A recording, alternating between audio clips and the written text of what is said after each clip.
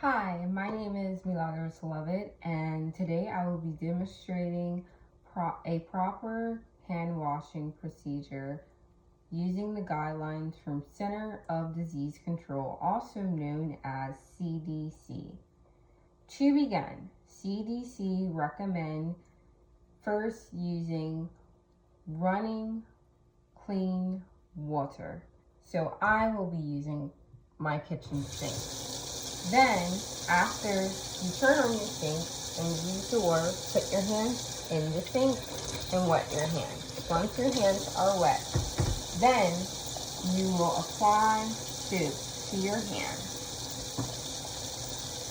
Then you're going to lather the soup into your hand.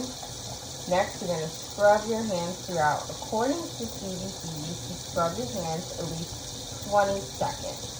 Making sure all areas are clean, including the front of your hands, the back of your hands, between your fingers, under your nails. A helpful tip to helping you make sure you're washing your hands for at least 20 seconds is singing a song.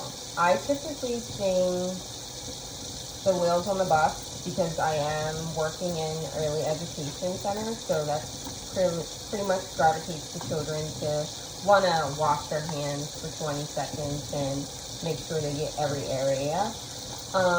Once your hands are souped, you're going to stick your hand in the sink. You're going to rub the soap off. Once the soap is all gone and the germs are gone, the CDC suggests you dry your hands using a clean towel or air drying them. Properly drying is important because germs can spread more easily on wet hands. So, I will be using a regular paper towel. I'm going to dry my hands.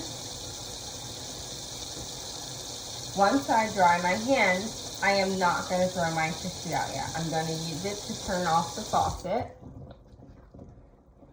In situations where you do not have a sink and don't have soap or paper towels, the CDC recommends using hand sanitizers with at least 60% of alcohol. However, hand washing with soap and water is always the best option when possible. So, I also have hand sanitizer. So if I did not have a sink with water, I would just use this hand sanitizer, which has 62% alcohol. So I would just squirt my hands and rub it through. And then my hands are all clean. And then you just shake it dry because you don't have paper towels, you don't have soap, you don't have water. So you're just going to shake them dry. So in the conclusion of this proper hand washing procedure using the guidelines from the CDC, it's just following these simple steps can help you reduce the spreads of germs and keeping both yourself and others safe. Proper hand washing is a small habit that can make a big difference. Thank you guys for watching my video. I hope you guys enjoyed.